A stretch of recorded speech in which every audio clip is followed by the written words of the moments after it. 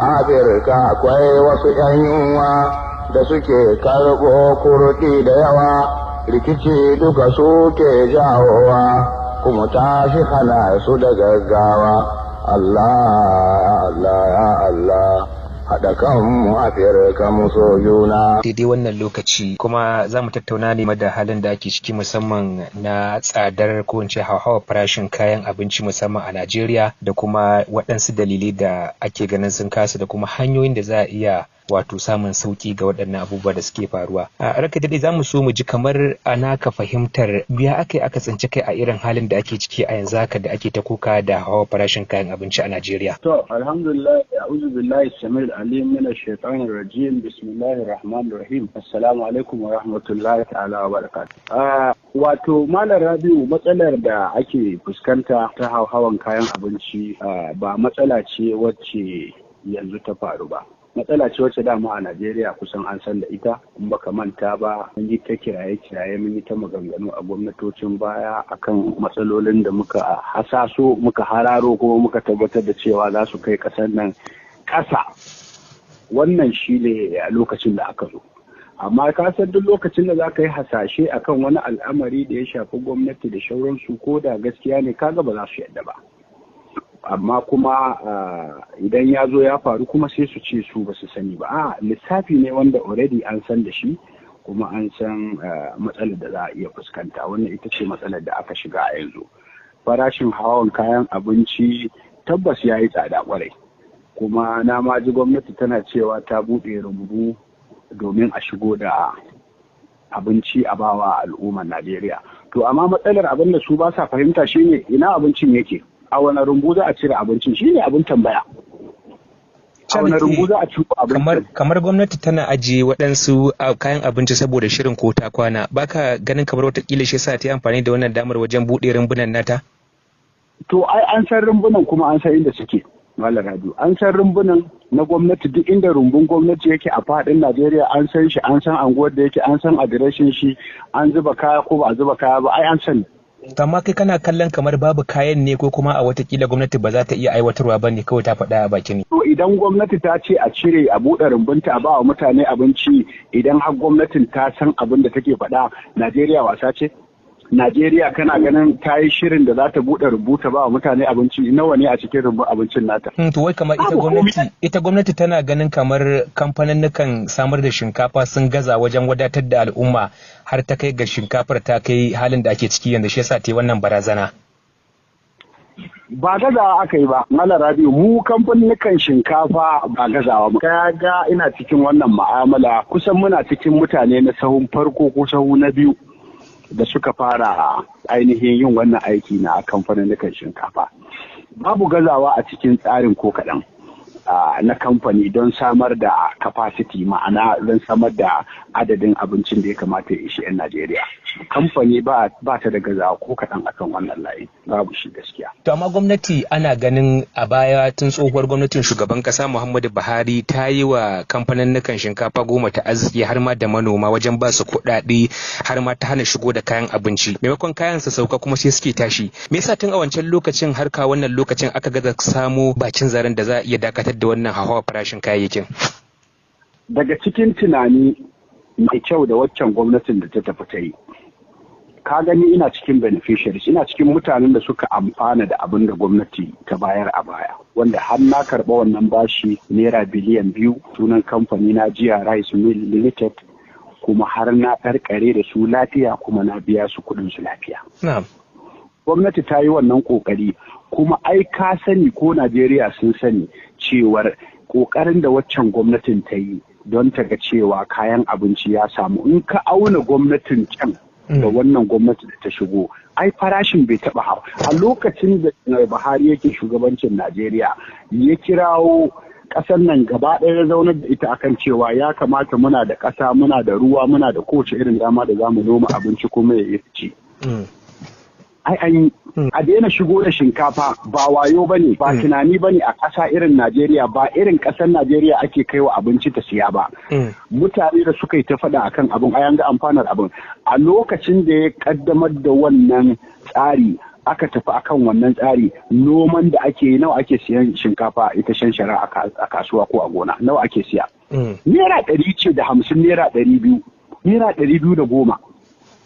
Shi ne kamfani za ta zo, kamfani ya saka kuɗinsa, ya gina guri, ya siyo mashina katafarai masu tsada. Kowa ya san yadda kamfaninnika mashinan da suke yin injinan shinkafa suke da tsada. Ka zo ka gama fita daga wannan kalubale, an kawo maka shinkafa ka siya, kai kake da risk na wuta, kai nawa ake biyan tarif ɗin wuta a wannan lokacin. Ba kuɗi ne na a zo a gani ba, shekara 7 da suka wuce. Nawa ake siyan dizil? Naira 200 ake siyan dizil da 20, naira 250.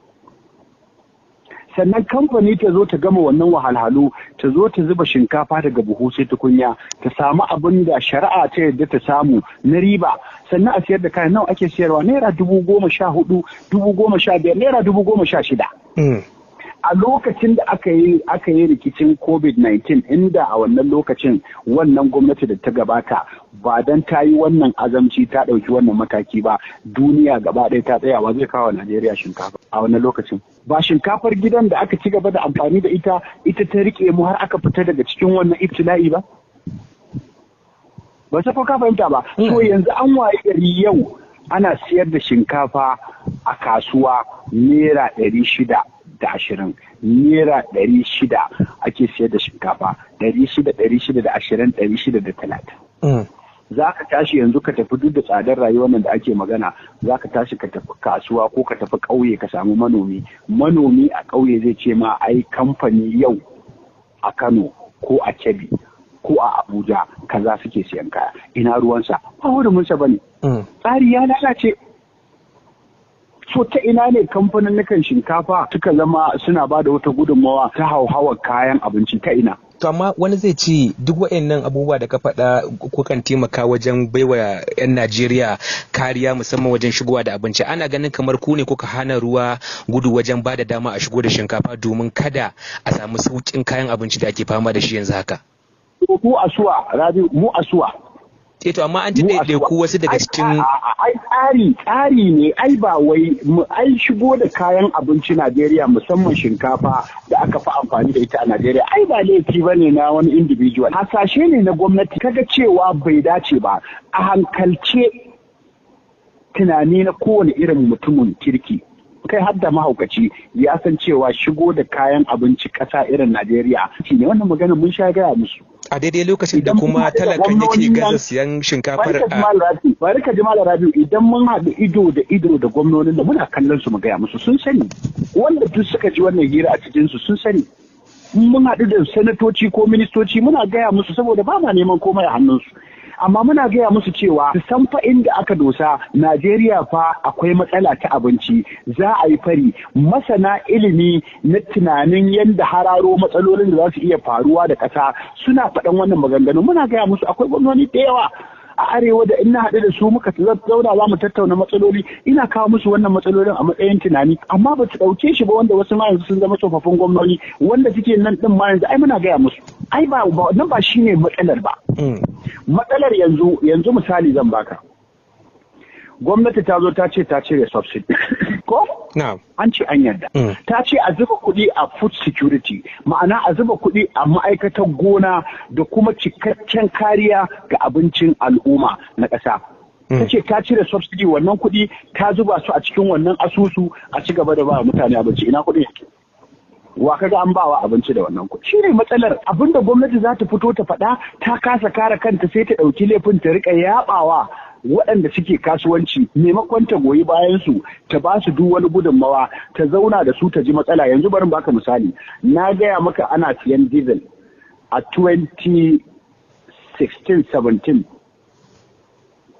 Malam Rabiu har zuwa 2019 zuwa 2020 ana siyan diesel naira 220 zuwa 210. Yanzu idan mun yi production muna amfani da diesel idan babu wuta. Tarif din nan naira 81 ne na nefa. Idan an ɗauka wuta mun zo mun kunna janareto.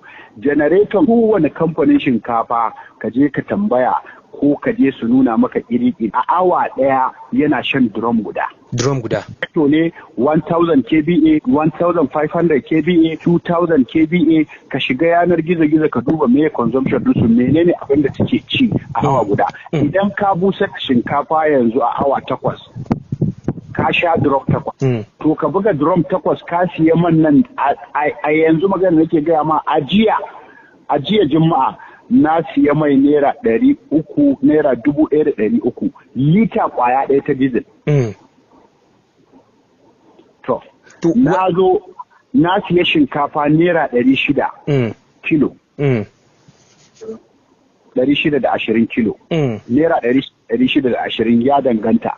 Cost of production ɗina, adadin kuɗin da zan kashe a matsayina na kamfani tsakanin diesel da buhu da na siya da duk wahalhalun da za a yi da kone-kone na wasu mashina da wani hadari da za a iya samu a wannan yanayi na wannan aiki da muke yi.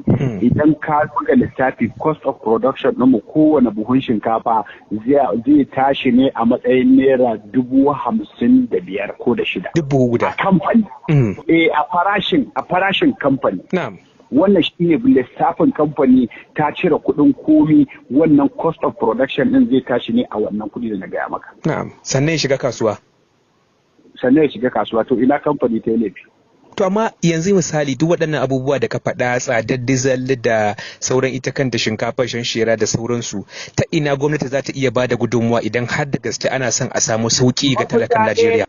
Mafita kwaya ɗaya, wannan magana mun sha faɗa. Wannan magana kamar yadda na gaya ma mun sha faɗarta. Ba muna magana ne as individuals ba, muna zama da wanda suke da iko a ƙasar nan kowace irin fuska mu tattauna wannan matsaloli da su, amma za ka zauna minti 30 awa ɗaya babu wata maslaha da za a iya kawowa, babu wani wanda zai ɗauki maganar da mahimmanci saboda yana ganin ko shi ya tsira ko wani abu makamancin wannan.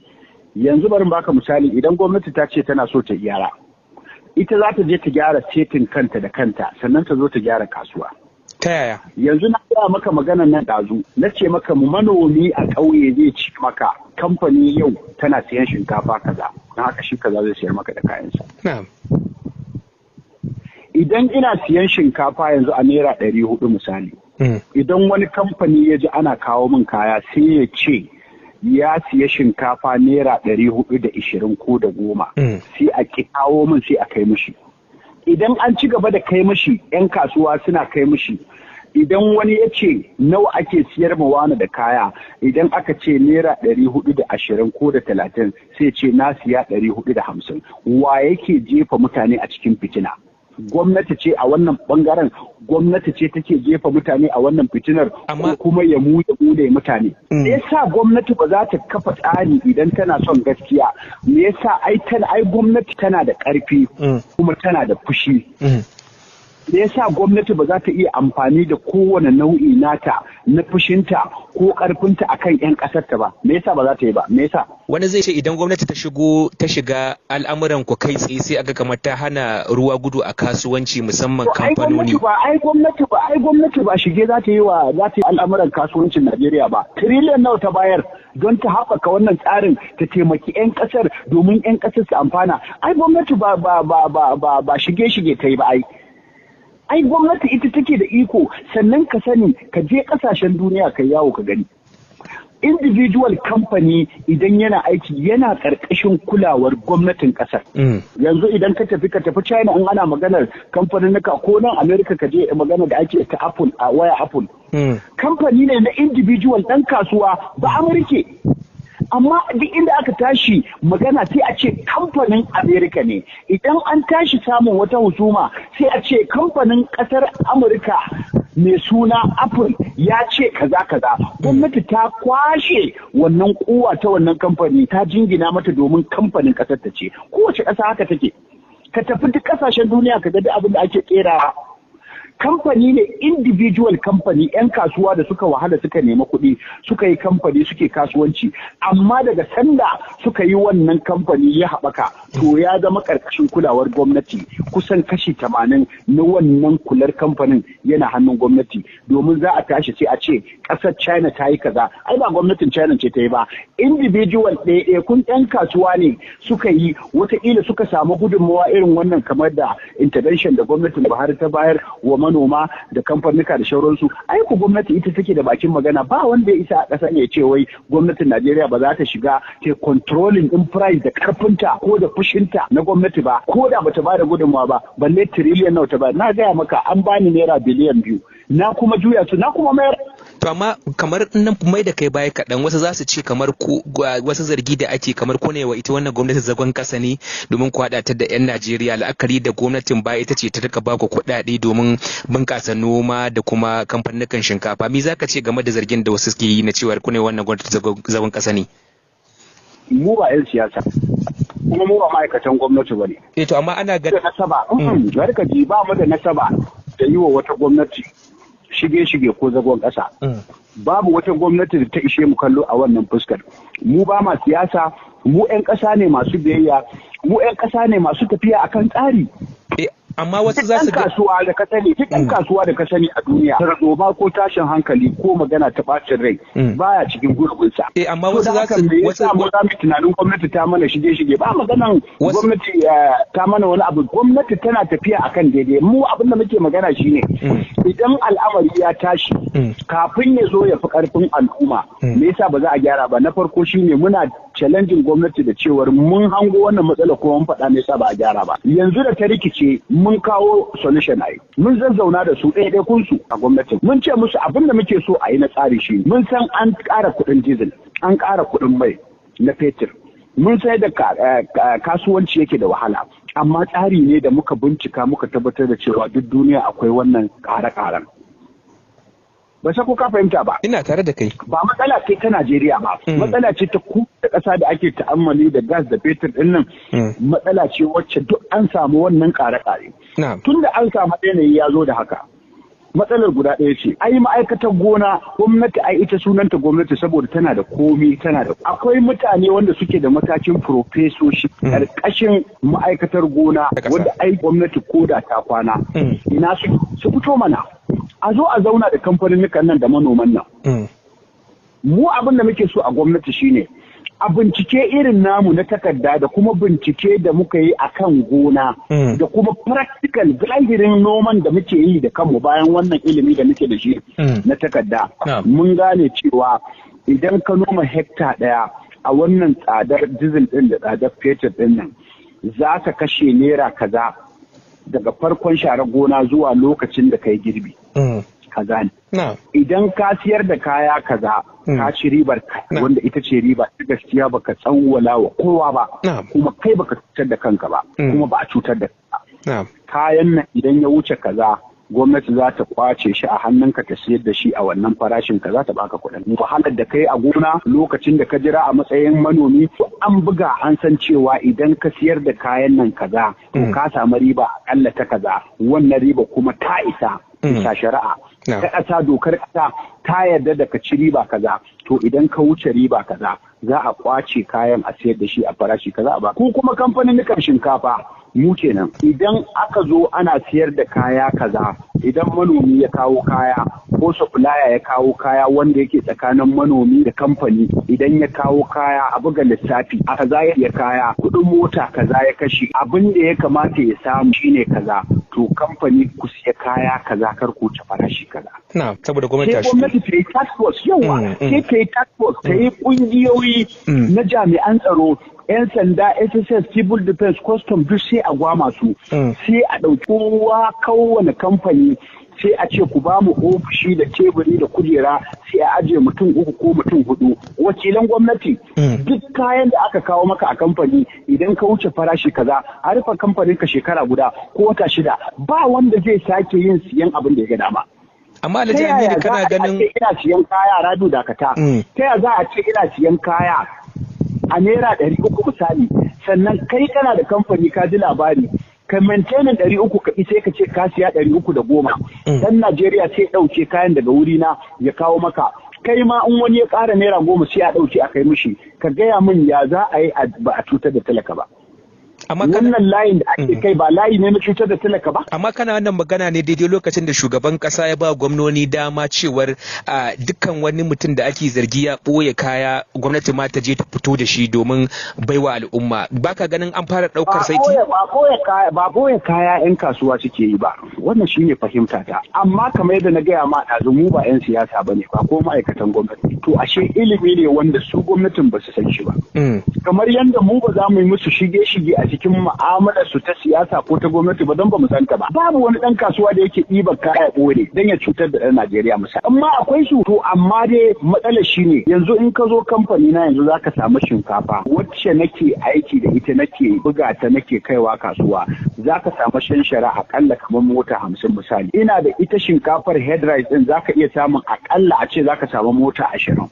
Sai hukuma ta zo a wannan lokacin da kayan ba su kasuwa ba sai zama na koyi. Za a yi tunanin watakila ko ka ajiye shi ne domin shirin ko ta kwana ko farashi zai canja. Ai kamar yadda na gaya ma maganar farashi a kasuwa ba magana ce ta kamfani ba. Lallai bai kamata a ce shinkafan nan ba a yin ta ana yin ta a Najeriya ba a shigo da ita sannan a waye gari cewa ta fi tsada fiye da komi a Najeriya. Lallai ba haka bane amma ai na gaya maka tsarin da gwamnati din ta ga dama tana so za ta. To amma kana faɗa ne a daidai lokacin da su ƙananan 'yan kasuwa matsakaita suke korafin cewar ku kanku ba kwa iya ba su kaya kai tsaye saboda watakila kuna ba wa manyan 'yan kasuwa ne ta yadda su sai dai su saya a gurin su wannan yasa su kansu suke zama ƙananan 'yan kasuwa ake shan wahala wanda farashin yake ƙara. Me zaka ce akan wannan kira-kira da ƙananan 'yan kasuwa suke yi ba kwa ba su kaya kai? Ai matsalar guda ɗaya ce gwamnati tana da tsari dan kasuwa yana da tsari kai ma a gidanka kana da tsari wanda ka ɗora 'ya'yanka da iyalanka wannan shine tsari na idan na so kowa yana tafiya akan tsari akwai abin da 'yancinka ne hakkinka ne a matsayinka na ɗan ƙasa hatta dabbobi suna da wannan kariyar a matsayinsu na dabbobin da suke cikin ƙasa ba sai ko ka fahimta ba a kare musu wani abu wanda ya zama hakki ba su kulawa a ba su abinci a lokacin da suke bukata a ba su ruwa a lokacin da suke bukata a kuma kula da su idan ba su da lafiya kowa yana da tsarinsa. Ƙananan 'yan kasuwa da suke korafe-korafen cewa kamfani ba sa ba su kaya akan kari kamfani ba sa kaza kamfani ni wannan magana ban san. Kawa cewar kamfani baya ba wa ƙananan 'yan kasuwa da matsakaita sai dai manyan 'yan kasuwa don haka ake shan wahala. Shi yasa na ce maka kamfani ai ba kara bici yake ba yana da tsari kamar yadda gwamnati take da tsari kowa yake da tsari na rayuwar da ya tsara wa kansa. Policy na kamfani idan ya ce kar a ba wa 'yan kasuwa ƙanana buhu 50 buhu 10 buhu 20 bana jin kamar yayi laifi a dokar kasa. Tsari ne na kasuwa kuma dan ya gane lissafinsa. Ka biya gudun ka biya na biya ba a gani ba an gani kaza shi ne abin da kamfani take kaucewa. Kuma kamfani in dai kamfani ta kai kamfani irin kamfanin nan namu da muka zuba kuɗi muka yi su ayyukan ba za ka zauna kamfani ta zo ta dauki tsawon lokaci tana aiki a matsayinta na kamfani fa ake magana sannan ka zo ka ce a baka buhu 1 buhu 10 ai ba siyarwar kamfani ba ne ba ɗabi'a ce ta kasuwancin kamfani ba. Dole kamfani yana yin kayan nan mota 10 mota 5 mota 20 ai ba zai ba wa ɗan kasuwa mai buhu 10 mai buhu 20 ba dole zai ba ma wanda zai ba shi kuɗi ya je ya siyo kaya ka zo kai aikin nan shi za ka ɗauki kaya ka bawa me siyan ƙanana buhu 20 zuwa 100 kuma sai ya tafi kasuwa. Tsarin kamfani ai ba mugunta ba ce da kamfani zai ki ba wa kowa kaya amma kai yanzu an yi wa kamfani adalci ka zo kana matsayin kamfani wanda kake da rijista kake biyan duk wata haraji ta ƙasa sannan kai aiki ka zo ka rika siyar da buhu ɗaya kamfanin gobe zai yi. Wani zai ce Alhaji Aminu ya kawo tsari a rubuce ko a bayanai a baki dalla-dalla ga yadda gwamnati za ta yi ga yadda gwamnati za ta yi amma watakila shi ma gashi an ce ga watakila 'yan kasuwa sun ce kaza ya ce a policy ne nashi na kamfani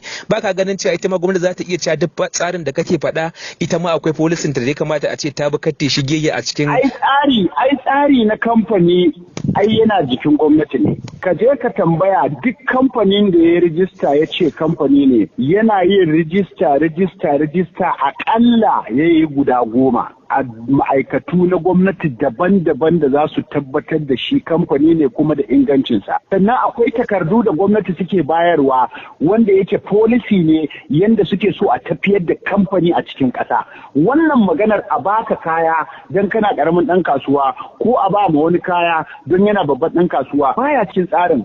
duk tsarin da gwamnati ta ce kamfani ta yi domin ta zama kamfani, ba mu takarda kaza gata, ba mu shaidar kayi kaza gashi, ba mu kaza gashi, kowane kamfani sai ya cika wannan ka'idojin na gwamnati ya biya. Amma a cikin tsarin gaba daya babu hatta ma'aikata, hatta lebura, hatta mai gadi, akwai lebo policy da suke kawowa. Hukuma ce ta ma'aikatan lebo za ta kawo ga yanda muke so ku kula da ma'aikata, ku rika cire musu albashi, ku rika cire musu fensho, ku rika ba su magunguna. Ina ɗakin asibitin ku yake a cikin kamfani, ko da an sama matsala ta jin ciwo da shauransu kafin a je asibiti mu gani.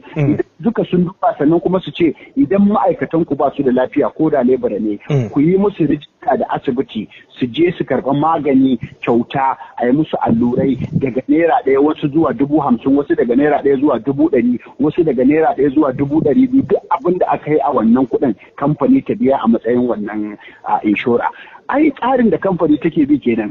Wani zai ce amma babu inda gwamnatin ta ce a siyarwa wani da kaya kar a siyarwa wani da kaya. Amma policy ne na kamfani. Wannan ya taƙaita ne kaɗai akan me kamfani za ta samu.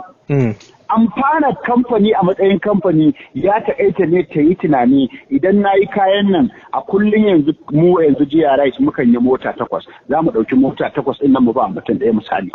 Shine distributor. Dokar ƙasa ta yarda. Kamfani ne riba kake nema a matsayinka na ɗan kasuwa ba faduwa. Ban sani ba a matsayinku na kamfaninnika ko kuna da labarin gwamnati za ta janye tallafin wutar lantarki wanda watakila shi ma ana ganin zai ƙara ta'azzara tsitsi da ake kamfaninnika ke yi na yanayin yadda suke kashe kuɗaɗe wajen gudanar da ayyukansu. In ka kalli tsarin gabaki ɗaya za ga cewa shi talakan kullum da yake wannan koke-koke inda ya kamata ya kai kokan shi shine cikin gwamnati. Amma idan ya zo ya jingina da kamfani yana tofin alatsi ne, yana Allah wadda yana kaza saboda ba shi da ilimi a kai ne. Wanda bai da ilimi akan abu zai iya faɗan komi, zai iya kowane irin hukunci saboda bai yi bincike ba, bai tabbatar da wani kalubale kamfanin take ciki ba ko ka fahimta ba, sai ya rika kallon kamfani. Yanzu kullum ɗan Najeriya yana kuka da gwamnati, yanzu ya dawo kuka da 'yan kasuwa. To me matsalar? Yanzu ne mai iko shawara na ce mishi kwangilolin da kuke bayarwa a matsayin ku na gwamnonin jihohi, kun yi budget 2024 wannan shekara, za ku kashe wannan kuɗi ta fuskar ilimi, ta fuskar lafiya, ta yin kwalta, ta yin fitilu na zamani wanda ba sa aiki da wutar lantarki. Kun gama tsara wannan? Haka ne ya ce na ce to zan baka shawara. Idan kuɗinka ya zo daga kaso da ake bayarwa na gwamnatin tarayya da kuma abin da kake tarawa a jiha, ka yi tsari guda biyu. Na farko ka biya albashin haƙoƙin mutane da suke aikin gwamnati. Ragowar kuɗi ka gaya wa mutanen garin ku cewa kai ba za ka ƙara ba da kwangilar sisi ba, ka rika siyan abinci kana raba musu domin aikin aisu akewa. To tun da an waye gari cewa suna da buƙata wacce ta fi aikin da za a yi don shugabansu, to a bar waccan buƙatar a yi wannan da take da muhimmanci, shi ne a dinka raba musu abinci local government tirelolin abinci da kuɗin su, tunda dama kuɗin, tunda an ce kuɗin su ne kuma an ce su za a yi wa aiki don ciyar da su gaba. To ga su da matsalar da tafi wannan ci gaban, sai a dawo kan wannan inda gaske taimakon su ake. Yace min wannan gaskiya ne, wannan tunani ne mai to kaga masu dama a cikin su kenan. Kuma ya rantse min yace zai wannan shine abin da yake faruwa.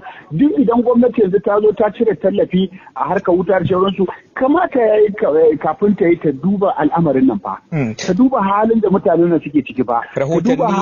Rahotanni sun bayyana cewar kamfaninnika sun fara rufewa saboda ba za su iya tafiyar da kamfaninnikan ba. Me zaka ce akan waɗannan barazana kuma na durƙushe kamfanoni saboda tsadar abubuwa? To ai shine kamar da na gaya maka, kamfaninnikan da suke kere-keren wasu abubuwa wanda ba na abinci ba za su iya rufewa. Idan yanzu riga kake kerawa a kamfaninka ko yadi na sakawa, akwai wanda sai shekara da ya wanka ba, bai ma da alaƙa da kayanka, amma yana da alaƙa da abinci. So a wannan fuskar kamfanin abinci, a nan gwamnati za ta taimaka da gurin manoma ta tabbatar da cewa sun yi, kuma ita gwamnatin ta tabbatar da cewa gwamnatin Najeriya yanzu ai za ta iya kawo kamfanin daga kasashen duniya wanda za su iya biliyoyin daloli su yi noman rani, su ba da tsaro a gurin, kuma su yi noman ranin domin a karya farashin abinci inda gaske ne. To wani zai ce manoman su kansu suna ganin cewar ko kuke cin amfanin abin da suke watakila nomawa daidai lokacin da idan suka yi noma kuke zuwa kuke siyowa, da suna siyan muku a arha banza,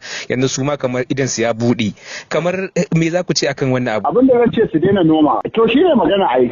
Sai su daina noma tunda suna ganin kamfani ce take cutar su. Yaya za a yi ka gaji gona a gurin kakanka na 10 kuma ka zo kana yin noman, kuma kamfani ta zo ta siya kayan ta baka riba da ta dace, sannan ta zo ta yi wahalhalu wanda wani manomin in an ce mishi ya je ya yi kamfanin shinkafan har ya bar duniya bai isa ya yi ba saboda bai ma san ta ina zai fara ba, sannan a cewa kamfani tana cin banza. Duk duniya idan kana production kai kake da riba fiye da kowa, amma yanzu za mu ba da shinkafa yau maganar nake gaya maka mun rufe kasuwa jiya a naira 60,000 buhu guda a kamfani. Duk buhu guda? Buhu guda naira 60,000. Na'am. Ka gaya min a wannan tsari da ake tafiya akan wannan kasuwancin idan ka ba da kayan a naira 1,000 ka je Port Harcourt, kayan da suka ɗauka a 60,000 naira 75,000 suke sayar da shi, da kamfani da su waye cutar da talaka. A lokacin da muke ba da kaya a 60,000 din nan abinda kamfani take ci a kowane buhu ta ƙure naira 2,000 da wani abu ko 3,000 bayan wahalhalun da ta yi, kuma kamfanin nan kamar mu yanzu muna da ma'aikata sama da mutum 100 sai ka biya su idan wata ya ƙare. Sai ka biya kuɗin wuta, sai ka biya kuɗin mai. Na gaya maka a awa 8 za ka sha man miliyan 6, nawa za ka samu idan kai aikin? Tunda wutan ma ba ta da tabbas. Duk awa guda za ka sha drum guda na diesel ka buga naira 1,300 so 200 shine drum guda, sai ka sha drum 8 a awa 8 idan baka samu wuta ba kai wannan aikin abinda za ka kashe kusan naira miliyan 6 yanzu kuɗin mai kadai. Amma duk da haka ka taƙaita saboda ne kana da aƙida ka san haƙƙin mutane a kanka. Yanzu barin gaya ma shinkafan nan idan ka ba wa mutane kyauta to za su tafi kasuwa su tsawwala wa mutane. Ko kyauta ka ba su? Me ya kawo maganar mun baka kaya a 60,000 ka je ka sayar da kaya 75,000 wani dalili wace doka ce ta yadda? Shi ma zai ce kamar akwai ɗawainiya. Ka kira kamfani mana nawa kuke ba da kaya kaza muke bayarwa, to a yi shela duk kasuwar da take kada ka cire kuɗin mota ka cire kaza ka cire kaza, shinkafa ta zo maka kamfani a shagon ka a 62,000 to idan za ka sayar da shinkafa 62,500 ko 63,000 idan ka ƙara naira 1 za a rufe shagon. Ba ta yi ba, ni yanzu a matsayina kan ce ga tsarin da za su bi ba duka na za su yi ba. Na'am, to watakila zan ce watakila daidai lokacin da tambaya kusan ta ƙarshe shine a farkin talakan Najeriya da mai karamin karfi shinkafa ta dawo ƙasa da 20,000 a matsayin ku na masu ruwa da tsaki a cikin wannan harkar, kuna ganin akwai alamun haka ko zuwa nan gaba za a iya samun wannan sauki? In tsare-tsaren gwamnati ya ci karo da daidai zai. Wato kamar shawarwari da ka bayar a baya kenan? Yes. Na'am. Idan ta saurari shawarwari da kuma maganganu da masana ilimin yadda abubuwa za su tafi na kasuwanci, because muna buƙatar wannan taimakon mu kawo masana waɗanda ƙasashen da suka ci gaba a fagen kasuwanci da noma mu tattauna da su a matakin gwamnati, kada kuma a bar kowa a gefe, kowa a ɗauko shi a yi conference da zai ɗauki mutum 10,000 ko 20,000 a samu kwana 30. An yi wa conference idan abubuwa sun cirke a ƙasa, su Jonathan sun yi da shauransu. So a tara mutane duk kamfani kowa ya sa wakilci ya zo a tattauna a wannan mataki a ga menene za a yi. Sannan a jagorancin kamfanin da suke murza shinkafa a Najeriya kuma raga masa ta koma hannun gwamnati ba hannun wani mai kamfani ko ɗan kasuwa wanda sai duk abin da ya kwanta ya tashi zai iya yi saboda baya sauna ko baya san ka ko wani ya zama wannan shugabancin kamar tun da akwai kungiya yanzu akwai kungiya da take kula da kamfanin Milas Milas Association. Wannan shugabancin ya kamata gwamnati ta karbe shi a hannun ɗaiɗaiku ko masu wane ne ta dawo da shi ƙarƙashin kulawarta wurin ministan gona. Ajiye wannan ofishi a matsayin kulawa da waɗannan kamfaninnika da koke-kokensu da matsalolinsu da ƙorafe-ƙorafensu ya zama ƙarƙashin kulawar gwamnati ce ba ƙarƙashin kulawar wani ɗan kasuwa ba. Domin za a samu adalci kuma za a samu labarai na gaskiya wanda gwamnati za ta riga ɗaukar mataki kafin su cin wa ƙasar ko su cutar da al'umma ƙasar. To muna godiya, bayani kenan muka saurara daga Alhaji Aminu shugaban kamfanin Jiya Rice, kuma kun ji bayanai da ya mana dai kai tsaye game da hanyoyi da za a bi da shawarwari da ya bayar ta yadda za a inganta bangaren noma da kuma sauƙaƙawa al'ummar Najeriya. Ya fiyaɗi kansu kuma ya fiyaɗi gwamnati da masu ruwa da tsaki, wato wanda aka yake nuna cewar yana buƙatar a kawo sauyi ne domin a sauƙaƙawa al'umma musamman talaka mai karamin karfi da kowane lokaci yake kokawa akan halin da ake ciki musamman a irin wannan